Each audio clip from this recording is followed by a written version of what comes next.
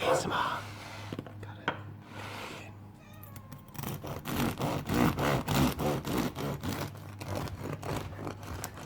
She's steamy, boys. She's steamy.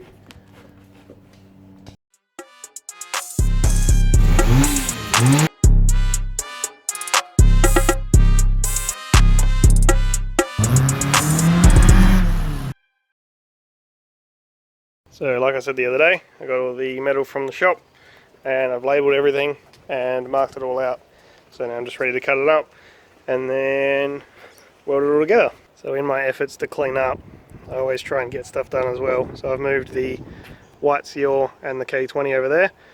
The K20 got bogged in the dirt, which was not surprising, but that's as far as I got. So now I can move the crown out of the shed and then we can work on Emily's seal in the near future. I'm just going to move all this stuff obviously, but we're getting there.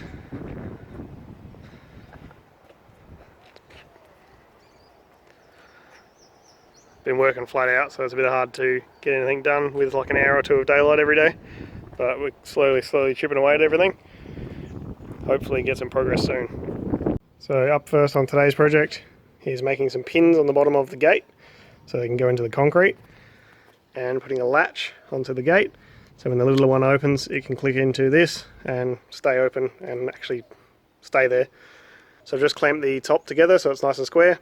Done the same down here, and now I've just marked out where I want to put the two little right angle bits for the pin. So now I'm going to grind off the paint and then put the little 90-degree brackets that are just there on the gate, weld them up, put the pin in, and then I can work out where it's going to go on the concrete and drill a hole all the way through the concrete. So I completely forgot to film, but I've got the two pins, which need a bit of cleaning up obviously. These are the old pins out of the gate. Lopped the top off of this one, I made it a bit longer, and a T-piece so I can get it from both sides.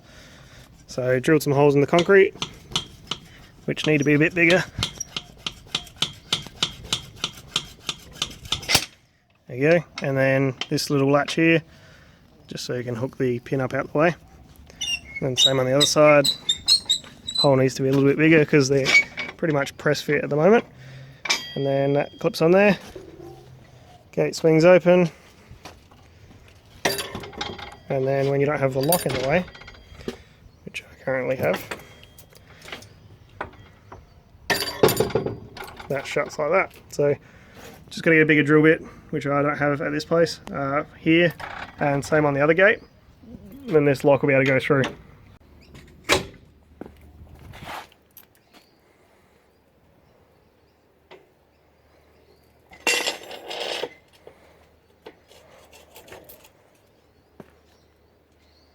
So my neighbour came around the other day and asked if I wanted to get some shelves. So he had all these laying around the back of his house. So I said yes, of course, because these are super handy. He hasn't got the corner posts, which is just angle iron, so I'll have to get some of that. But I've separated them all. There's two kind of dud ones, but it also works with what I've got. So I've got plenty of room for shelves in the shed, but I don't want to have every wall covered in shelving. So I've got 4 of the littler ones, which are 300 wide and 900 long, and then 2 of the bigger ones, which are 600 wide and 900 long, or 400, something like that. So it'll be 4 shelves on each of those 2, and then 7 shelves on each of the smaller ones. So I just have to get 24 pieces of angle iron, and then weld all these up together. They were originally bolted, but I'll probably just weld them together because it's easier and stronger. So that'll be another project for me in the next couple of weeks. Pretty stoked because this will line my whole shed pretty much.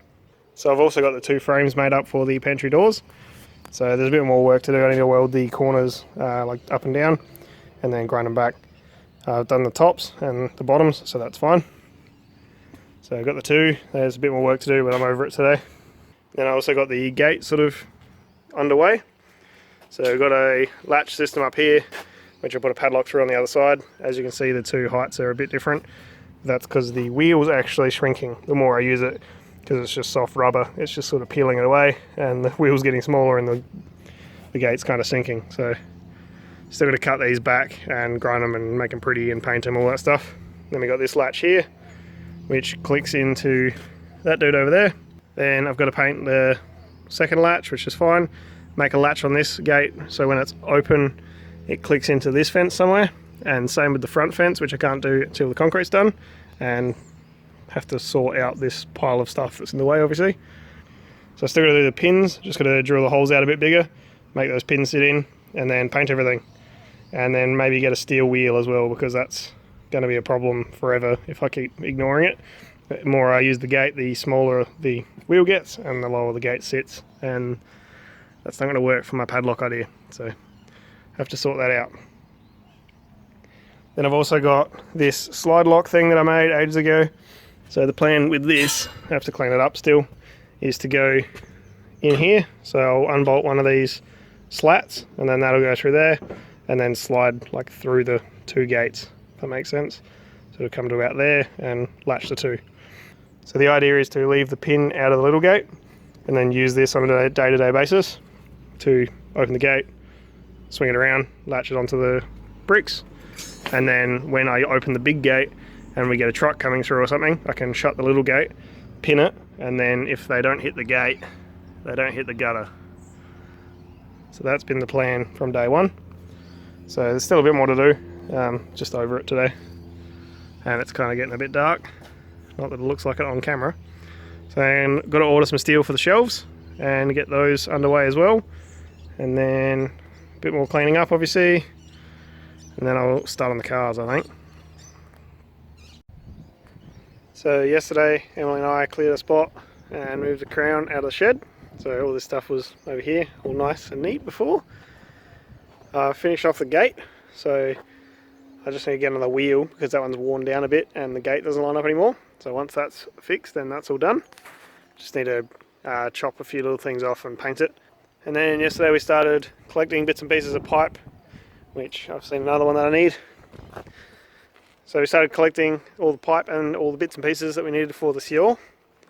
So we started working on that again. So coming in here, tools and Daihatsu parts everywhere. So I got the intercooler kit from my cousin. The intercooler's too big, so we actually just bought this intercooler last night. So it's off a Bravo or a Ranger or something like that, and it's a much better size for what we need. So it came with a few bits of pipe, and then I got a few bends laying around. So just trying to get the piping done and get the intercooler happening. So if you haven't seen this project, it's an older one that we've been working on.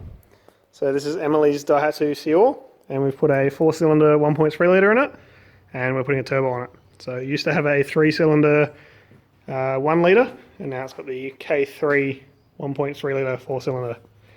And it's got a CT12A off of a Toyota Sora. So it's all sort of happening. It's just been on the back burner for a while. So we're getting back into it now. So my friend Tim faced the manifold for me. I've still got a bit more work to do on it, but just for now, it's all test fitted. Got the turbo on there. Got the turbo clocked in the right direction now, so the center section is pointing down like it's supposed to with the drain on the bottom. And we rotated the compressor housing so that it doesn't hit on the air conditioning. And it's at the front, so I can go to the intercooler. So the plan is to put the intercooler over here, have a pipe go like that into the intercooler, and then we're going to go through there and across the top to the throttle body. So that's going to be a bit of a mission. It's not happening today.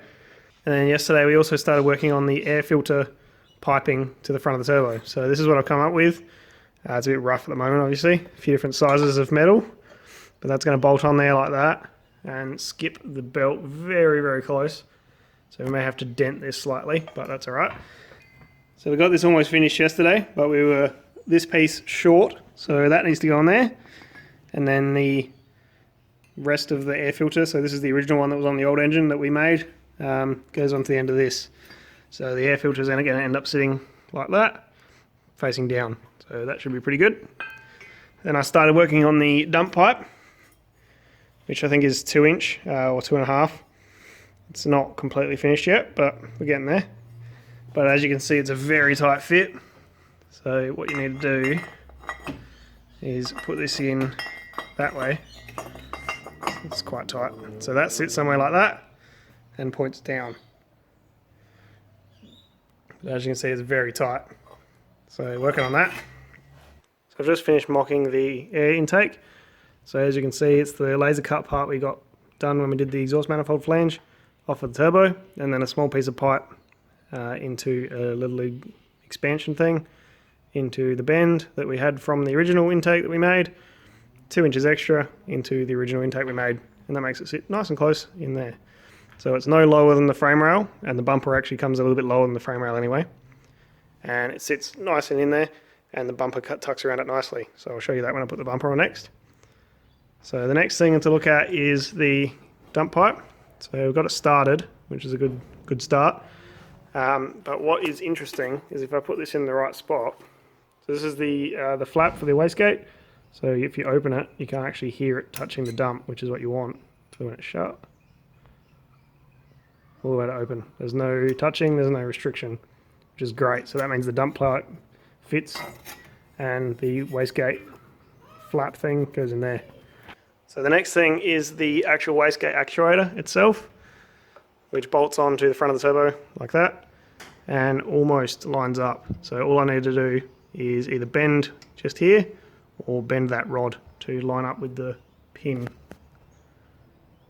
on the wastegate. This camera's having a hard time. So that's that bit done. Please focus. That's better.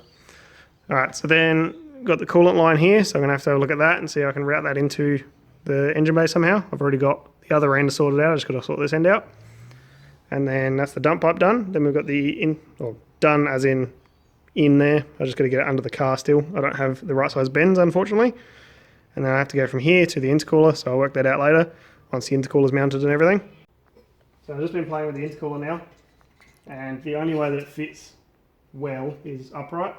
So I can either do it this way, and this pipe needs to go down and then that way, and then this pipe needs to be on this side and go out that way, or I can put it this way, and that'll go easy to the turbo. This side comes off, comes out of here, so I'll just sit there like that. Comes out of here, goes down, and then that way. So I think that's what I'm going to do. I'm going to cut this off. We'll get Navi to cut this off, plate it up, drill a hole on this side and put that on the other side so it faces down. And then looking at these two pipes, which came with the intercooler kit, if I take these tabs off, they've both got a 90 on one end, and they've both got another weird angle on the other end. So this, without the tabs, should slip in there nicely and be facing right to where the intercooler would be, and then go slightly up at the end, or use this one, which will go like that, and then it faces the throttle body, but it may hit the gearbox. So we'll have to see. I'll cut these tabs off now, try and put them in there and see how it all lines up, and then harass Navi and get him to play with that for me. So I've just taken the two tabs off of that piece of pipe that I was talking about, and this is actually the one that I think will hit the gearbox, but good enough for now. So it does fit through there, but it's very tight. I'll clearance it at a later date, but it fits in there for now. So the idea would be to do that, then have the intercooler up here, and that'll be facing down effectively. It'll be on the other side, but for test purposes. So that'll be upside down, feeding straight into there, and then that outlet on the right there will be on the left, because I'll have swapped one of them around, and then it'll come out of there into the turbo, and out of there through there, and then point up and go to the throttle body. So a little bit of stuffing around to do, but seems like the easiest way. So take that off, weld it on that side, facing the other way. Then I'll make some mounts and put the intercooler in place. As for the water cooling that I was looking at before, this is one of the water inlet outlet things from a JZ Sora, which is what this turbo is off of. So the plan would be to put that on there somehow. Now this one's way too long and we'll be hitting the bumper at the moment, so I'll probably cut it back here somewhere, and then that one is in a reasonable spot. So I've got two weld on -3 or -4 fittings, so weld them onto here. I'll get Navi to, because he's my bro. Get him to weld them on here, and then they'll go to in there. So you can see one at the top there. So one will be going from here, going in, and this one I'll try and cut it back as far as I can, weld it on, and then loop that hose to follow this one, so they're both going in the same sort of spot. Because otherwise, if they're going different directions, there's going to be heat management issues and stuff's going to be going everywhere like spaghetti. And then the other thing I didn't show was this. So I showed this in one of the last episodes, but I haven't showed it in this one. So this is the oil feed and oil drain. It goes on the bottom of the turbo. And where my finger is will go straight through that engine mount probably. And then it needs to go to that drain there. And then this oil feed needs to go to this oil braided line. So I have to bend this one as well a little bit to get it away from this engine mount. So it's slowly coming together, but lots more to do. As for the dump pipe, this fits in here just and lines up and everything. Probably going to have to swap to bolts here instead of studs because it's so tight. Then I'll have to put heat shielding on everything because this is very close to everything. The oil lines are going to be close to everything. The water lines are going to be close to everything. So it's a tight fit, but it does fit. Need to get onto Navi to modify that, mount the intercooler, and start playing with the rest of the pipes. Once I've got the dump pipe going under the engine somewhere, and these are good enough at the moment, I need to pull the engine out again and put the new clutch on that we got, and a gearbox, because we haven't got a gearbox at the moment. So the new clutch we got is a NPC custom made job for us, which is really awesome. So that should be good for more than this engine and gearbox can handle. The gearbox is probably going to be our weak point next. As you may have seen on Skid Factory's episode, they did a similar engine, or the same engine in a different car, but their gearbox kept blowing up. So hopefully we don't have that issue. So this is one of the water feeds for the turbo, and I can't remember where the other one is. I've just had a quick look, but I can't remember where it's put, so it may be still in that bucket there. But we're pretty much getting everything test fitted and underway. So I need to put the gearbox back in so I know where the intercooler piping can go. But as you can see here, that fits okay. Clearance it, like I said. If this pointed straight up or on a sort of 45, we'd be almost in a straight line straight to the turbo, to the throttle body. So it shouldn't be too difficult. In saying that, we want to try and keep the couplers to a minimum and the welding to a minimum because I can't weld aluminium and it's a pain in the bum if I have to keep going every time I want something done. So I'm going to have to make a little adapter for here to go from the flange to a small pipe to a bigger pipe. So at the moment I haven't got anything to do that. I'm going to go from this size, which is maybe 1 inch, to one of these ones, which is 2 inch. So that's another problem for another day. So I got this on, that fits, that's wicked. I'll need to weld it and clean it and paint it and stuff, but we'll wait until I get the belt on to make sure everything fits and make sure the turbo's clocked correctly and fits with the bumper and all that sort of stuff. And then we'll get Navi to modify this, and then we'll come back and I'll do some more work.